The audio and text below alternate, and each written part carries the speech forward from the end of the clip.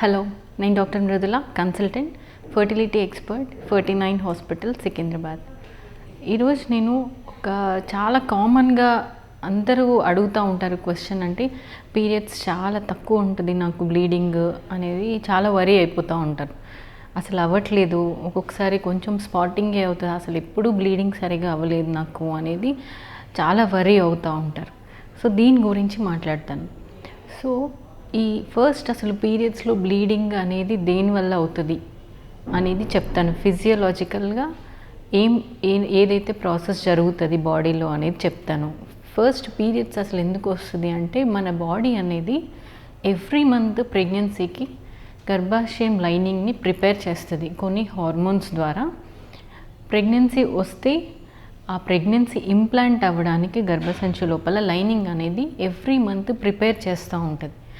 So pregnancy ఎప్పుడైతే ఏర్పడదో ఈ గర్భసంచి లైనింగ్ అనేది మనకి పీరియడ్స్ బ్లీడింగ్ ద్వారా బయటకు వచ్చేస్తుంది. దీన్ని మెన్స్ట్రువల్ సైకిల్ అంటాం.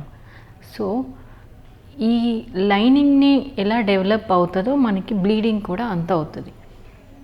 సో హార్మోన్స్ మీద మెయిన్గా డిపెండ్ అవుతూ ఉంటుంది మెన్స్ట్రువల్ సైకిల్ అనేది. సో తక్కువ పీరియడ్స్ అవ్వడానికి గల కారణాలు ఏంటి? మెయిన్గా హార్మోన్స్ మీద డిపెండ్ అవుతుంది కాబట్టి హార్మోనల్ ఇంబ్యాలెన్స్ ఉన్నప్పుడు కూడా పీరియడ్స్ అనేది తక్కువ అవ్వచ్చు. సో ఇలాంటివి టూ టైప్స్గా డివైడ్ చేసుకోవచ్చు కాజెస్లో. ఒకటి నార్మల్గా ఫిజియోలాజికల్, అంటే నార్మల్గా మనకి మెన్సెస్ అప్పుడే స్టార్ట్ అయింది మెనార్కీ అప్పుడు, అంటే ప్యూబర్టీ గర్ల్స్ 12 years 13 years ఎప్పుడైతే పీరియడ్స్ అప్పుడే స్టార్ట్ అవుతుందో మనకి ఈ హార్మోన్ యాక్సిస్ అనేది ఇంకా మెచ్యూర్ అవ్వదు, డెవలప్ అవ్వదు. కాబట్టి వీళ్ళలో యూజువల్గా ఇర్రెగ్యులర్ పీరియడ్స్ అనేది చూస్తాం. అంటే పీరియడ్స్ ఎక్కువ అవ్వడము, లేదంటే చాలా తక్కువ అవ్వడము, లేదంటే చాలా లేట్గా రావడం, డీలేట్ పీరియడ్స్, ఇవన్నీ కూడా నార్మల్ ఫిజియోలాజికల్లీ, కంగారు పడాల్సిన అవసరం ఏమీ ఉండదు.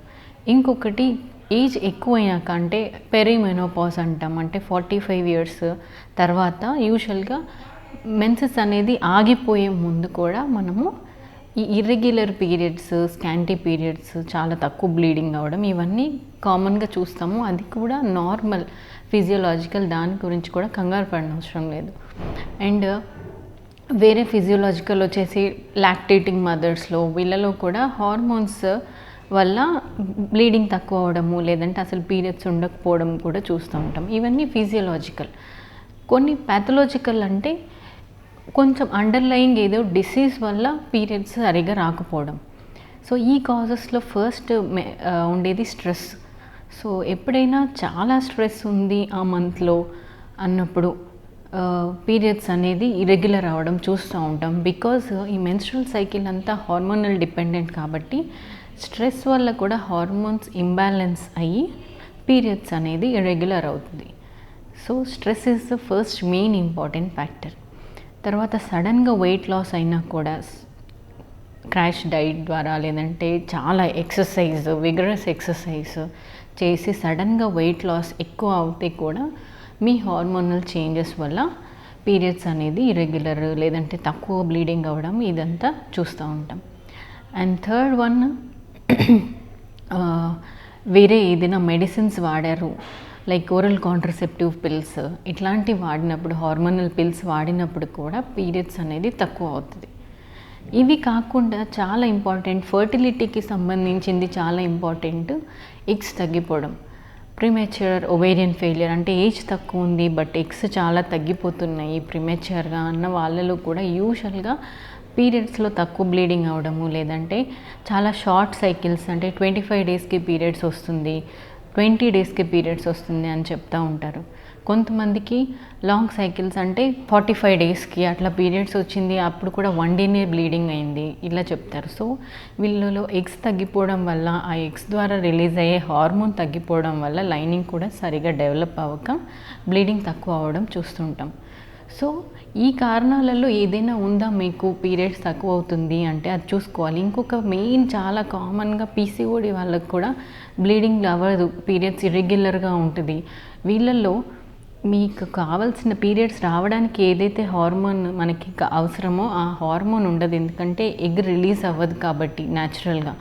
సో ఎగ్ రిలీజ్ అవ్వక ఆ లైనింగ్ ఎండోమెట్రియం అనేది అట్లా డెవలప్ అవ్వుకుంటూ పోతుంది, విత్డ్రాల్ అనేది జరగదు. సో ఆ లోపలే కలెక్ట్ అయిపోతూ ఉంటుంది ఆ ఎండోమెట్రియం అనేది. సో పీసీఓడి వాళ్ళకి కూడా నాట్ బికాజ్ ఎండోమెట్రియం థిన్గా ఉంది అని పీరియడ్స్ రాకపోవడం కాదు, హార్మోనల్ ఇంబ్యాలెన్స్ వల్ల పీరియడ్స్ అనేది రాదు. వీళ్ళకి చిన్న ట్యాబ్లెట్ ఇవ్వడం ద్వారా మనము పీరియడ్స్ బ్లీడింగ్ అనేది రావచ్చు. అండ్ కొన్ని ఇన్ఫెక్షన్స్ గర్భసంచిలో కొన్ని కాజెస్ లైక్ ముందు టీబీ అటాక్ అయింది ఎండోమెట్రియంకి, లేదంటే వేరే ఏదైనా పెల్విక్ ఇన్ఫ్లమేటరీ డిసీజ్ వల్ల మనకి ఎండోమెట్రియం ఎఫెక్ట్ అయ్యి లోపల అడేషన్స్ అంటే అతుకులు లాగా ఫామ్ అయ్యి ఎండోమెట్రియం సరిగా డెవలప్ అవ్వక కూడా స్కాంటీ పీరియడ్స్ అనేది చూస్తాం. సో ఎప్పుడైనా ఇలాంటి ప్రాబ్లమ్స్ ఉన్నప్పుడు మీరు గైనకాలజిస్ట్ని కన్సల్ట్ అవుతే వాళ్ళు ఒక చిన్న స్కాన్ ద్వారా, చిన్న హార్మోన్ టెస్ట్ల ద్వారా మీకు ఏం ప్రాబ్లం అని డయాగ్నోస్ చేసి మీకు సరైన ట్రీట్మెంట్ ఇస్తారు. బట్ టెన్షన్ పడాల్సింది ఏమి ఉండదు. చిన్న టెస్ట్ అండ్ మీ సొంతంగా మెడిసిన్స్ వాడడము, పిల్స్ వాడడం కాకుండా ఒకసారి స్కాన్ అండ్ హార్మోన్ టెస్ట్ ద్వారా ట్రీట్మెంట్ తీసుకుంటే, డయాగ్నోసిస్ చేసుకొని తర్వాత ట్రీట్మెంట్ తీసుకుంటే యూజువల్గా ప్రాబ్లం అనేది సాల్వ్ అవుతుంది. Thank you.